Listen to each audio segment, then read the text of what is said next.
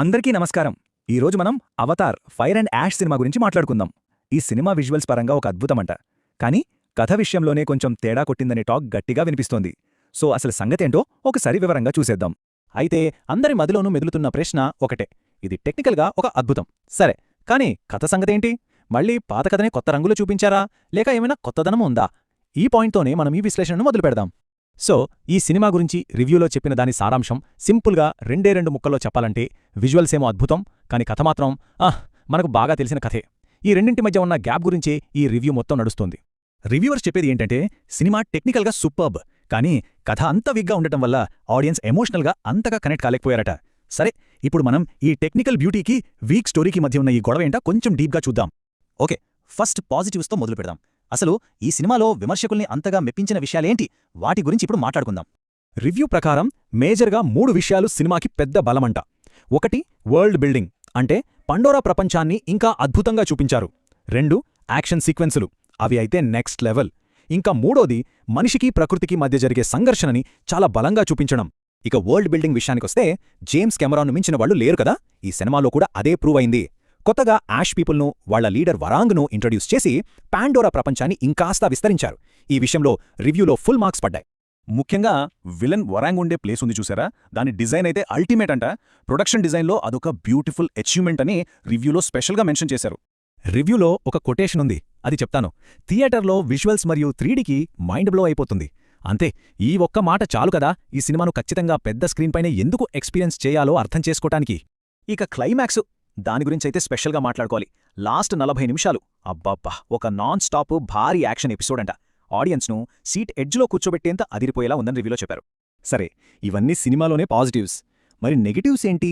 Review ప్రకారం అసలు problem ఎక్కడొచ్చిందో చూద్దాం. అదే కథనం. ఇక్కడ వచ్చిన మెయిన్ కంప్లైంట్ ఏంటంటే, వే ఆఫ్ వాటర్ కథ కూడా కాస్త తెలిసినట్టే ఉంటుంది, కానీ అక్కడ వాటర్ వరల్డ్ అనే ఒక కంప్లీట్ కొత్త ఎలిమెంట్ ఉండటంతో ఆ లోపం పెద్దగా అనిపించలేదు. కానీ ఈ ఫైర్ అండ్ యాష్లో ఆ కొత్తదనం మిస్ అయింది. దాంతో స్టోరీ రొటీన్గా అనిపించింది. ఇంకో పెద్ద మైనస్ పాయింట్, క్యారెక్టర్ల ఎమోషనల్ జర్నీ.